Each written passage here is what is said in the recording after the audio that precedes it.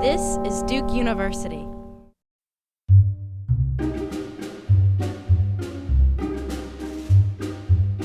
A good mentor. A good mentor. A good mentor. A good mentor.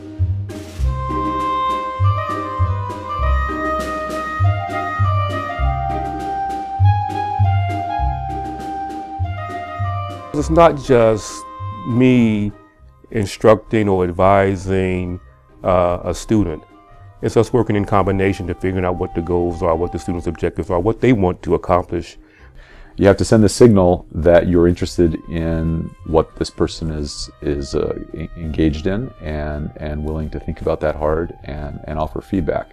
I find in terms of guiding students through the process of doing their own research project, it's really individual.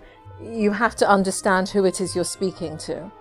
You have to understand their needs, their strengths, what they need from you, what they don't need from you. I try to figure out what the student is trying to say, that the student may or may not be saying directly, and where the student is trying to go with it, and then to articulate that in a way that makes sense. And then I say to the student, tell me if I'm getting this right or not. It's a delicate balance. Because at the same time you're trying to instruct and teach, you also are wanting the students for him or herself to stand out and take a lead and take some ownership of the work in the project. I really try and convey that it's their section. I want to hear what their ideas are, their plans are for how to attack this.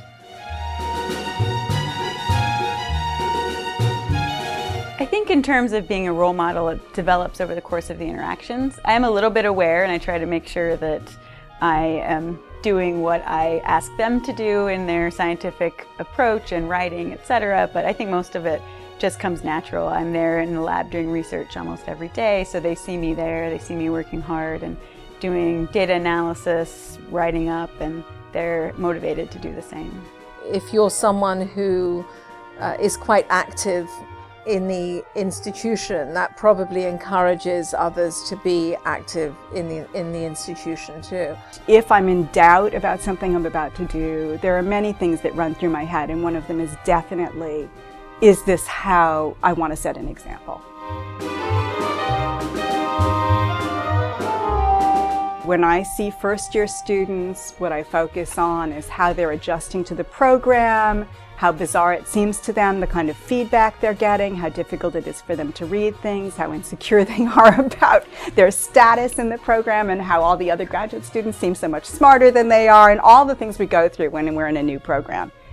We start out very unsure of ourselves, so I think at the beginning we do need a lot of encouragement and praise thrown in every so often. As they're approaching their portfolio defense or their dissertation defense, I talk about different things, but I'm still dealing with the underlying issue of how do you make someone feel confident and feel like they have the tools they need to succeed at the stage they are. So there's a transition, and for different students it comes at different times, but they switch from becoming just someone who's following instructions and direction to a person who's now setting the direction that they want to follow, and often bringing me along with them. It's kind of like having a baby learn to walk. Like, you don't want to hold their hands the whole time because they'll never learn how to do it by themselves. So you really have to know when they're ready to take that first step by themselves.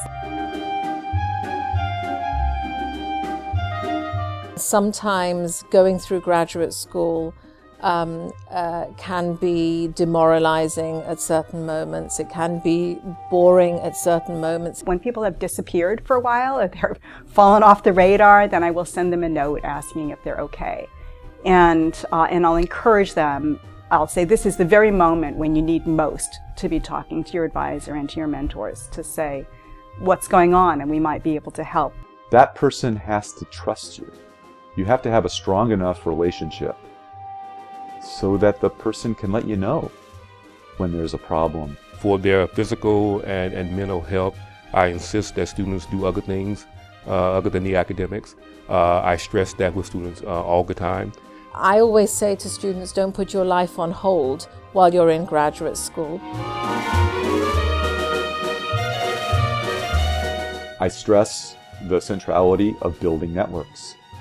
That's important within academia, but it's even more important outside of it.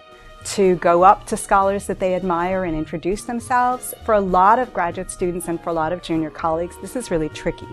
And I myself am a shy and reserved person, and I always found this a challenge. And so I tell them what I was told, which is that when you go up to a senior colleague, and this is how I experience it now myself, that colleague is so thrilled that anyone is still interested in their opinion about anything. And so I love having people come up to them and say, I really admire your work, or I love your work, or whatever. Whenever my students win any award or any recognition, I make sure the whole world knows. I even at times will contact a parent and say, hey, by the way, your child has won this award. But it's important to promote the student's work and to let friends and colleagues in the profession know, I have this great student who's doing good things, keep your eye out and be ready for this student in a year or two.